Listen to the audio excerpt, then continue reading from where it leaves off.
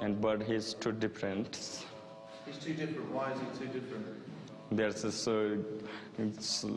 something to like different to the other monks.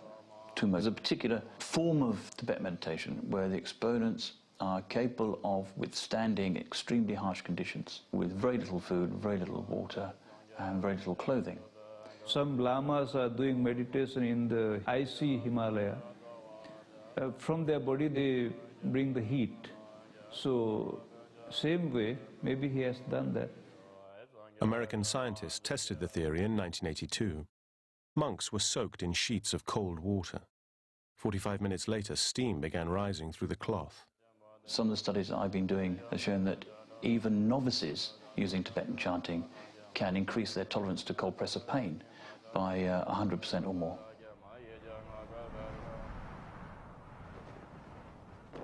But imagine he can do this for hours and hours on days' ends. Extremely special skill. But he learned to extra also. Extra? Yeah. So he did extra hours in this classroom? Or? Not classroom, in his room, like homework. He's doing what they call is an absorption kind of meditation. You train your mind to switch off. The idea of meditation is to concentrate on your mind, to observe your mind in perfect equanimity. Even though I'm sure he's aware of what's going on, at the same time, he keeps his concentration on his meditation. That's why he's so strong. That's why he's so impressive. So I truly believe he's a Buddha from the past life. And coming to this lifetime at a young age. Well, research has confirmed, that with the meditation, you lower your heart rate, you lower your cardiac output, and you also slow down breathing. So you really lower your metabolism to a level that much less food can really sustain you. But starving for 7 to 8 months, that has not really been looked at. Especially scientists people think that if you don't drink and eat, it's something. It's not for the Buddhists. There's nothing to surprise. Buddhists always think that you can change anything if you can control your mind.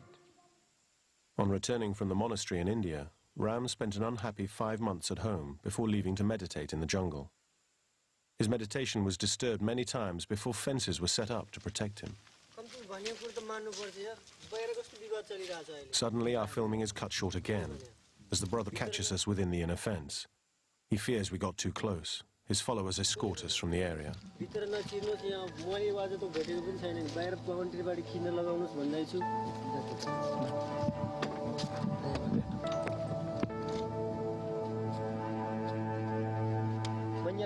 It is only now that we notice the full scale of the operation that protects the boy. Dozens of disciples pace the perimeter. Others are hard at work building new fences, sweeping and moving on the throngs of devotees. There must be 40 on duty at any one time.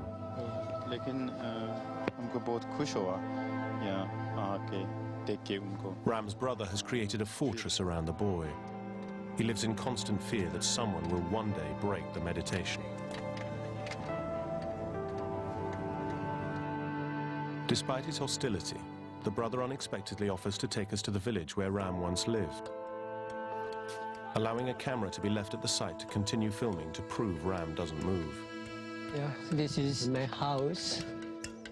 There are 9 children altogether living in a modest family home. Yeah, this is kitchen rooms. Looking around, it appears life hasn't changed a great deal since Ram began meditating. Reports have said that donation money from the site is going into the pockets of the brother and his followers. But there is little evidence to suggest that the family are benefiting.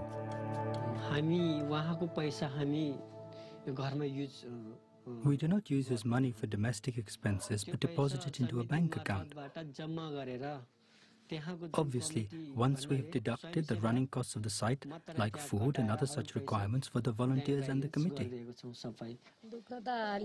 Obviously, I feel some pain. He spent a long time in the jungle alone. It rained for 2 months at first. I feared he might die. I asked him to join a monastery and was even going to spend 200 or 300 rupees on it. He refused, saying it was impossible for the teachers to give him that level of education he needs. He wanted God himself to be his guru.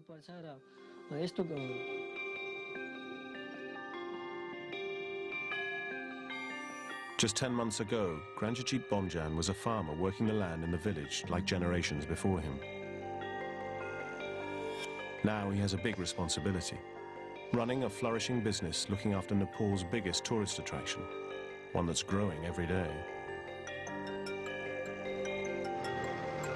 Thousands have been flocking to see him, and in the 3 hours we've been at the house, 350 monks turned up to pay homage. Ordinary 15-year-old boys are not wise like he is. He is special, he is a God himself. All souls have God within them, but he is a real God. The brother seems to enjoy the power, holding court, giving press interviews and speaking to visitors. Scam or not, what Granjit Bomjan has done is pretty remarkable, turning around what was an impoverished part of the country and uniting its local people. But how long can his authority remain unchallenged? The committee seems to be growing by the day. People getting fired, people coming in. Organized chaos. They all want a slice of the pie. Ram Bomjan has been sitting under a tree in the jungle of southern Nepal. His supporters claim without food or water for 10 months. 48 hours ago, we started filming continuously, day and night. Just what should his body be going through? By day 3, you stop producing urine. The person's blood pressure will fall because there's not enough fluid in the system to maintain the circulation. His cheeks would really start to get hollow. Your skin is going to get rough and it would crack more easily, it would bleed more easily, especially if someone is sitting in the environment and not really protected from the elements, the rain and the sun and the cold weather. Ram still looks exactly the same. We've not witnessed him move, eat or drink anything since our arrival. But strangely, we've seen him sweating profusely, an indication he's practicing tumo, an ancient form of meditation. Could this yogic technique explain how he is managing to survive and stay so healthy? Through the power of his mind, he's been successful in physically lowering his whole metabolic state, so therefore his requirements are also going to drop to 200 to 300 calories in energy terms a day. He'd have to be taking some nutrition from somewhere. Perhaps if it was a tree sap, he would be getting sugars from that, and that would modify fast, that would protect some of his protein stores. I think he's practicing types of ancient yogic exercises where you can feed on one breath or feed on the element in the air. The bark of the peepal tree that Ram sits under can have a powerful healing effect on skin complaints, such as the physical signs of dehydration. However, its sap is poisonous, and its berries, while edible, only appear for 2 months of the year. He must be surviving on something else. So far, we've not seen anything to suggest he's being fed or allowed to leave the site. There's only one way out, and that is where we observe from. And we are not the only ones to be doing an investigation. Ram Bhakta Gurung and his science team have been doing independent research for the government and have been observing Buddha Boy for 6 days. Even there is from morning to evening, like this meditation, it's not normal. Overnight, the temperature reaches a low of 3 degrees centigrade, the coldest night yet since our arrival. The investigators and security shiver under blankets, but Ram is wearing just a thin cloth. What you should see in a cold evening is him physically shivering. So if he isn't shivering, he's managing to suppress the natural urge to maintain his body temperature at 36.8 degrees centigrade.